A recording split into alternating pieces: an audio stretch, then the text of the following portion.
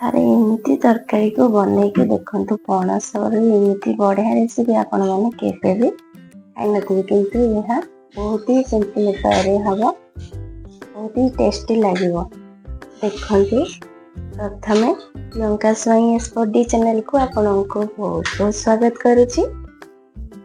ଆଜି ଆମେ ଗୋଟେ ବଢ଼ିଆ ସୁନ୍ଦର ପଣସର ରେସିପି ବନେଇବାକୁ ଯାଉଛେ। ଏଠି ମୁଁ ପ୍ରଥମେ ପଣସକୁ ପନିକିରେ ଟିକେ ସୋରିଷ ତେଲ ଲଗେଇ ଦେଇ ସେଥିରେ ହାତରେ ମଧ୍ୟ କିଛି ତେଲ ଲଗେଇଦେଲି, କାରଣ ଆମର ପଣସଟା କାଟିବା ସମୟରେ ଯେଉଁ ଇଠା ଆମର ଲାଗି ରହିଯାଇଥାଏ, ସେଇ ଇଠା ଗୁଡ଼ିକ ଆମର ଲାଗିବନି, ଏତେ ଚିପଚିପା ହବନି। ଦେଖନ୍ତୁ, ଏଠି ମୋର ପୁଅ କେମିତି ବାରମ୍ବାର ଆସୁଛି ମୋତେ ଚେକ୍ କରିବାକୁ ରୋଷେଇ ଭଲ ହେଉଛି କି ନାହିଁ। ଏଠି ମୋର ପଣସ କଠା ସରିଗଲାଣି। ପଣସ କଠାକୁ ଏଇଭଳି ଭାବରେ ବଡ଼ ବଡ଼ ସାଇଜ୍ରେ ମୁଁ ଏଠି କାଟି ନେଇଛି। ତା ଦେହରେ ଦୁଇଟା ମିଡ଼ିୟମ୍ ସାଇଜ୍ର ଆଳୁକୁ ମଧ୍ୟ ସେଇ ସାଇଜ୍ର କାଟି ନେଇଥିଲି। ଏଠି ମୋର ଭିଡ଼ିଓରେ ସ୍କିପ୍ ହେଇଯାଇଛି। ଦେଖନ୍ତୁ, ଏଠି ପ୍ରଥମେ ମୁଁ ସେଇ ପଣସ କଠା ଗୁଡ଼ିକୁ ସେଇ ପାଣିରେ ପ୍ରେସର କୁକରରେ ଦେଇଦେଲି, ଆଉ ଆଳୁ ଗୁଡ଼ିକ ମଧ୍ୟ ସେଥିରେ ଦେଇଦେଲି। ଏଠି ମୁଁ ଗୋଟିଏ ସିଟି ନେଉଛି, ବେଶୀ ବି ଆକୁ ସିଝେଇବେନି। ତ ଏହି ରେସିପି ପାଇଁ ଗୋଟେ ଏପଟେ ମୁଁ ମସଲାଟେ ତିଆରି କରୁଛି। ଦେଖନ୍ତୁ, ଏଇ ମସଲା ପାଇଁ ଦେଇଗଲା ରସୁଣ, ଖଣ୍ଡ ଅଦା ଆଉ ଗୋଟେ ମୁଠା ଧନିଆ ପତ୍ରକୁ ଦେଇ ତା ଦେହରେ ହାଲକା ପାଣି ଦେଇ ତାକୁ ଗୋଟେ ପେଷ୍ଟ ବନେଇଦେଲି। ତାକୁ ସାଇଡ୍ କରିନେଲି। ଏପଟେ ମୁଁ ଗୋଟେ ପ୍ୟାନ୍ ନେଇ ସେଥିରେ କାଟି ରଖିଥିବା ଆଳୁ ଆଉ ପଣସ କଠା ସିଝା ଗୁଡ଼ିକୁ ଟିକେ ହାଲକା ସୋରିଷ ତେଲରେ ତାକୁ ଟିକେ ଭାଜି ନେଲି। ହାଲକା ଗୋଲ୍ଡେନ୍ ବ୍ରାଉନ୍ କଲର୍ ହେବା ଯାଏ ତାକୁ ଏଇଭଳି ଭାବରେ ଭାଜିଥିବେ। ଏବେ ଆମର ପଣସ କଠା ଆଉ ଆଳୁ ଭଜା ବି ହେଇଗଲାଣି। ତାକୁ ଆମେ ଗୋଟେ ପ୍ଲେଟ୍କୁ କାଢ଼ି ନେବା। ଦେଖନ୍ତୁ, ଏଠି ମୋର ପିଆଜକୁ ଦୁଇଟା ବଡ଼ ସାଇଜ୍ର ପିଆଜକୁ ଚପ୍ କରି ନେଇଛି, ଆଉ ଗୋଟେ ଟମାଟୋକୁ ପେଷ୍ଟ ବନେଇ ଦେଇଥିଲି, ଆଉ ଯେଉଁ ମୋର ମସଲାର ଭିଡ଼ିଓଟି ଛାଡ଼ିଥିଲି ତାର ବି ପେଷ୍ଟଟା ରେଡ଼ି ହେଇଯାଇଛି। ଏପଟେ ସେଇ ପ୍ୟାନ୍ରେ ମୁଁ ସୋରିଷ ତେଲ ଦେଇ ସେଥିରେ କିଛି ଫୁଟା ମସଲା ଦେଇଦେଇଛି ଫୁଟିବା ପାଇଁ, ଯେମିତିକି ଆମର ତେଜପତ୍ର, ଗୋଟେ ଡାଲଚିନି, ଗୋଟେ ଅନାସୀ ଫୁଲ ଆଉ ହାଲକା ଚିନି ଟିକେ କଲର୍ ପାଇଁ। ଚିନିଟା ଏଠି ଅପସନାଲ୍ ଅଛି, ଆପଣମାନେ ଏଠି ଦେଇପାରିବେ ନ ଦେଇପାରିବେ, କିନ୍ତୁ ଏଠି ମୁଁ କାଶ୍ମୀରୀ ଚିଲି ଯେହେତୁ ଆଡ଼୍ କରୁନାହିଁ, ସେଥିପାଇଁ ମୁଁ ଚିନିରେ କଲର୍ ବନାଉଛି। ନେକ୍ସଟ ଆମେ ଏ ସବୁ ମସଲା ଗୁଡ଼ିକ ଟିକେ ଫେଣ ଉଠି ସାରିଲା ପରେ ତାପରେ ଆମେ ସେଥିରେ ପିଆଜ ଦେଇଦେବା। ପିଆଜଟାକୁ ଏଇଭଳି ଭାବରେ ହାଇ ଫ୍ଲେମ୍ରେ ଭାଜି ନେବେ। ପିଆଜର ପାଣି ଅଂଶ ମରି ସାରିବା ପରେ ସେଥିରେ ଆମେ କିଛି ଗୁଣ୍ଡ ମସଲା ଆଡ଼୍ କରୁଛେ, ଯେମିତିକି ଲଙ୍କା ଗୁଣ୍ଡ, ହଳଦୀ ଗୁଣ୍ଡ, ଧନିଆ ଗୁଣ୍ଡ, ଜିରା ଗୁଣ୍ଡ। ଏଇ 4ଟା ମସଲାକୁ ମୁଁ ଏଇ ଷ୍ଟେପ୍ରେ ହିଁ ମୁଁ ନେଇଥାଏ। ଆପଣମାନେ ପରେ ମଧ୍ୟ ନେଇପାରିବେ, କିନ୍ତୁ ଏଇ ଷ୍ଟେପ୍ରେ ନେଲେ ତରକାରୀର କଲର୍ ବହୁତ ହି ବଢ଼ିଆ ଆସେ, ତରକାରୀର ଟେଷ୍ଟ ମଧ୍ୟ ବଢ଼ିଆ ଆସେ। ଆଉ କରି ରଖିଥିବା ପେଷ୍ଟକୁ ଏଇ ଟାଇମ୍ରେ ମୁଁ ଏଠି ପ୍ୟାନ୍ରେ ଦେଇଦେଲି।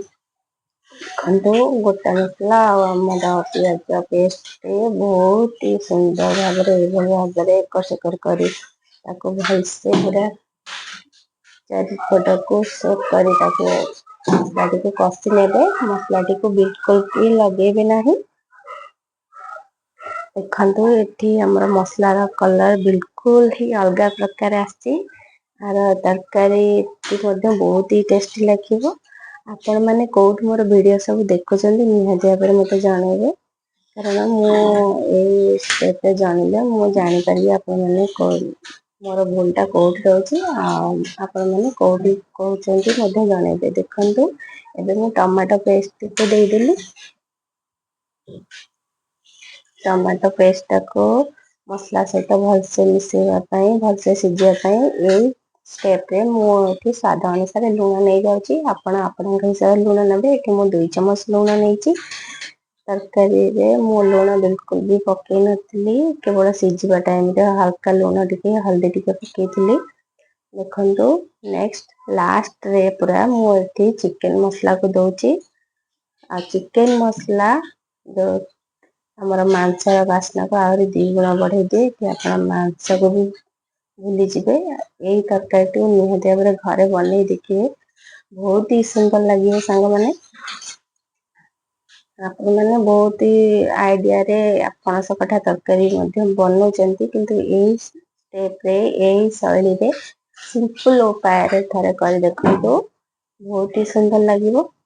देखो मसला सहित आम पणस कठा और आलूटा भलसे भाव में मिसेदबा। यही टाइम रे मुझे पानी नौची निजर खाइबार तरकारी खाइबा अनुसार आपण हिसाब से पानी नहीं पारे। 2 कप पानी नहीं देखु आमर ये सीझापी छाड़ीदबा आमर पूर्वर सीझी सारी खाली मसला कुटापी आम ये घोड़ द्वारा ढांकीदबा 15 मिनिट ये आमर देखो तरकारी बहुत ही बढ़िया से रेडी हो सारा। आमर आलू आ कठा भलसे पूरा सीझी गला देखु बहुत ही चुपचुपा होती। आपण मैंने यहाँ को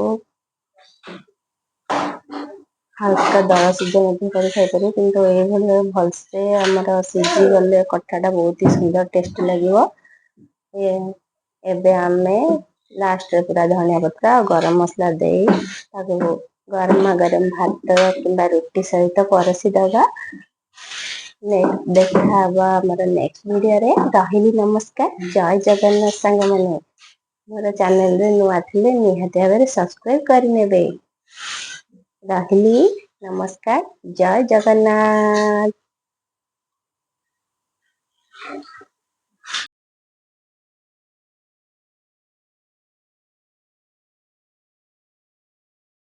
प्रियंका साइंस चैनल को बिल्कुल भी भूलिएगा नहीं।